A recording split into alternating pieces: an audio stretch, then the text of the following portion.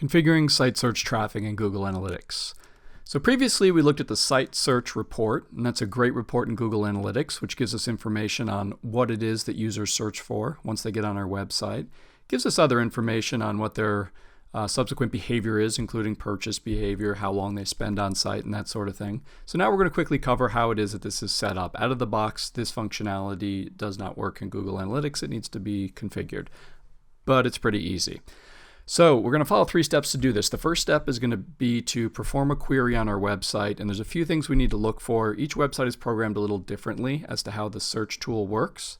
So we're going to run a quick search on our website, and I'll show you what we're going to look for a couple of things, and then we're going to go into Google Analytics and quickly configure it. So first I'm going to jump over to our sample website, and I'm going to perform a search. So for this example, we'll just search for the word beige in our search bar.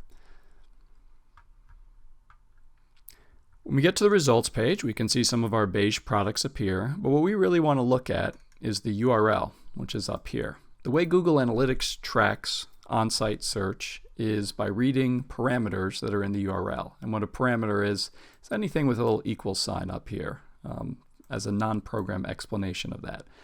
And in this particular example, I know that I searched for beige. And what I can see based on the programming of my website, and this will be standard for all WordPress websites, but depending on how your website is built, it could be a little different, that the parameter S defines what it is that I searched for. What we also get here is a parameter called lang, which stands for language, and that indicates English.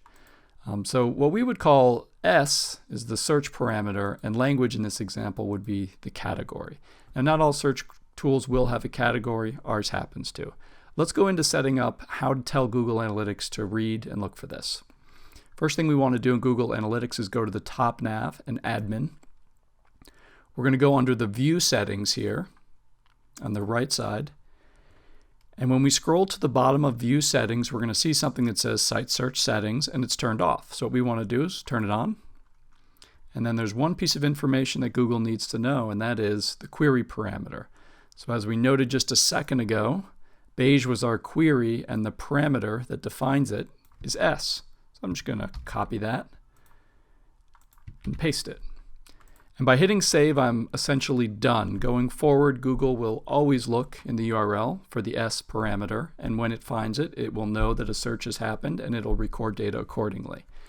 Now, one slightly more advanced implementation that we can do here is we can turn on categories. So if you remember in some of those site search reports, we can actually filter by categories and look at different categories.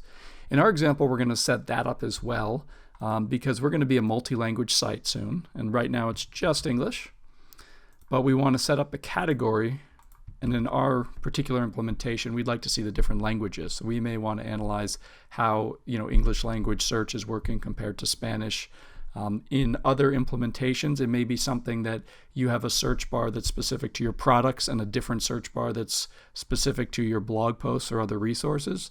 And you may want to break it out that way. So this just allows you sort of a way to filter queries based on the type of query they are. And all we're going to do is hit save, and we're finished. And now going forward, as I mentioned, our search report will populate each time somebody queries.